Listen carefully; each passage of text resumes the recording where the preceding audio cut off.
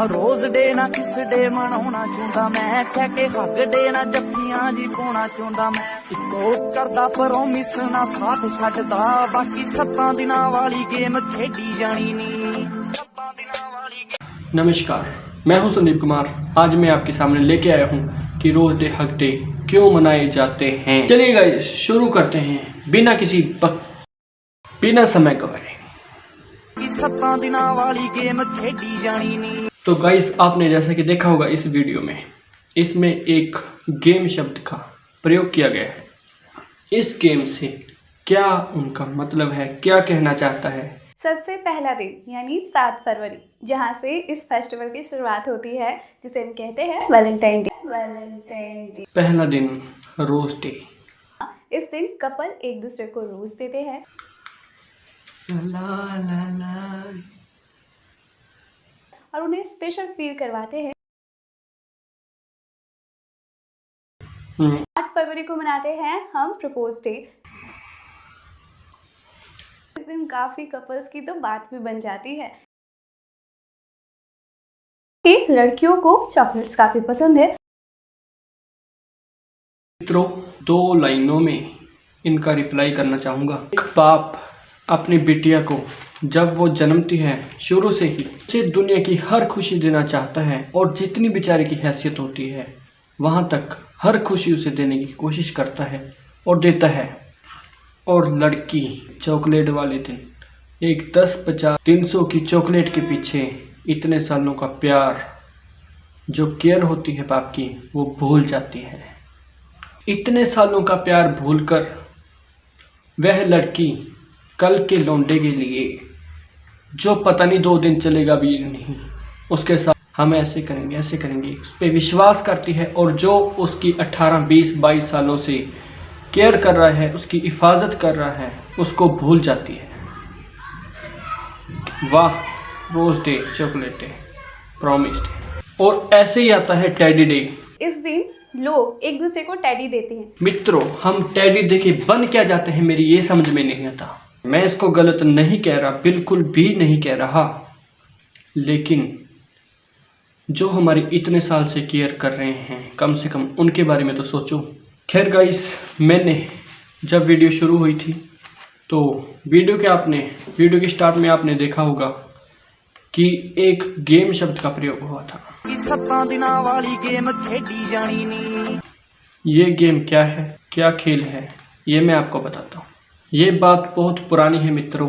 जब हमारे देश में अलग अलग जगहों से विदेशी आक्रमणकारी आए, चाहे वो बाबर हो, मोहम्मद गोरी हो या अंग्रेज हो, कोई भी हो, इन्होंने आके हमारे देश में क्या किया मित्रों, मैं आपसे पूछना चाहता हूँ। हमारे घरों को लूटा, हमारी ज़मीनों को लूटा, हमारे परिवारों को लूटा, हमारे धन दौलत हर चीज़ को लूटा। यहाँ तक कि इन्होंने हमारे भारत परिवार की बहन माँओं को भी लूटा। जब हमारे देश की लड़कियों, औरतों ने विदेशी कपड़े जलाकर इनका विरोध किया, अंग्रेज़ों की बात कर रहा हूँ गाइस, तो इन्होंने हमारे देश की लड़कियों को जिंदा जला डाला उनके कपड़ों के साथ।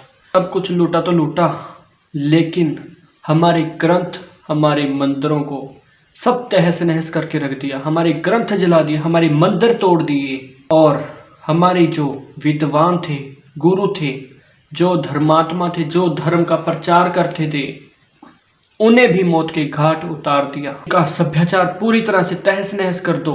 जब इनको कुछ पढ़ने को ही नहीं मिलेगा, इनको ज्ञान नहीं होगा अपने धर्म के बारे में, जब ये अनजान हो जाएंगे तो खुद ब खुद भारत और इसकी संस्कृति खत्म हो जाएगी। यही गेम है मित्रों, मैं इसी गेम की बात कर रहा हूँ। फिर उन विदेशी आक्रमणकारियों ने, उन अंग्रेज़ों ने यह सोचा कि हमने भारत तो लूट लिया, इनका सब तहस नहस कर दिया, इनके शरीरों पे तो कब्जा कर लिया, लेकिन हमारे दिल पे, हमारे मन पे कब्जा नहीं कर सके। तब इन्होंने ये गेम शुरू की। Rose day, propose day, chocolate day, जो हम अनजाने में मना रहे हैं, ये एक तरह से हम इनकी सहायता कर रहे हैं। अब आप सोचोगे इनकी सहायता हम खुशी मनाकर कैसे कर रहे हैं। तो मित्रों, आपकी जानकारी के लिए मैं बताना चाहता हूँ, आप में से जो भी मेरी वीडियो देख रहे हैं, आप लोगों में से कई जनों को तो पता है, लेकिन 80% लोगों को नहीं पता कि हमारा देश अभी तक पूरी तरह आज़ाद नहीं है। यह सिर्फ 100 साल का एग्रीमेंट है कि भारत 100 साल के लिए आज़ाद है। फिर से इंग्लैंड हम पे कब्ज़ा कर सकता है अगर हमने हमारी संस्कृति को जिंदा नहीं रखा, अगर हमने एका नहीं किया। उन्होंने एक लंबा प्लान बनाया कि फूट डालो और राज करो, कि हम ऐसे भारत पे लंबी देर तक, लंबा समय राज नहीं कर सकते। उन्होंने क्या किया मित्रों, जो काम ये जुल्म से नहीं करवा पाए हमसे, वो प्यार से करवाया इन्होंने। मीठी गोली दी हमें मित्रों ये डे शुरू करके, ताकि हम अपने पे हुए जुल्म भूल जाएं। और वही हो रहा है आपके सामने। एक गांव से आया हुआ व्यक्ति जो हिंदी बोलता है, हम उसको अनपढ़ गवार बोलते हैं और खुद को 2 अक्षर इंग्लिश के सीखकर जेंटलमैन समझते हैं। इंग्लिश भाषा या इंग्लिश गाने या इंग्लिश लोग को लाइक करना कोई गलत बात नहीं, लेकिन सारा दिन इंग्लिश इंग्लिश इंग्लिश भी गलत है। जब हमारे पास में 52 अक्षर हैं, गुरमुखी में 42 अक्षर हैं, तो हम इन 26 अक्षरों वाली भाषा के पास क्यों जाए मित्रों, बताइए मुझे। जब हमारी खुद की माँ है, संपूर्ण है, सरल है, खूबसूरत है, जिसकी हमें आज्ञा माननी चाहिए, जिसका हमें आदर करना चाहिए, हम उसको तो पूछ नहीं रहे और पड़ोसियों के जाकर मम्मी जी मम्मा ये वो कर रहे हैं मित्रों। तो हमारा देश किधर जा रहा है मित्रों। अभी हाल ही की बात है, मैंने अपनी बहनों से पूछा कि तुम्हारा हीरो कौन है, तुम इंस्पिरेशन किसे मानती हो अपना, कौन अच्छा लगता है तुम्हें। तो पता है मित्रों उन्होंने क्या जवाब दिया।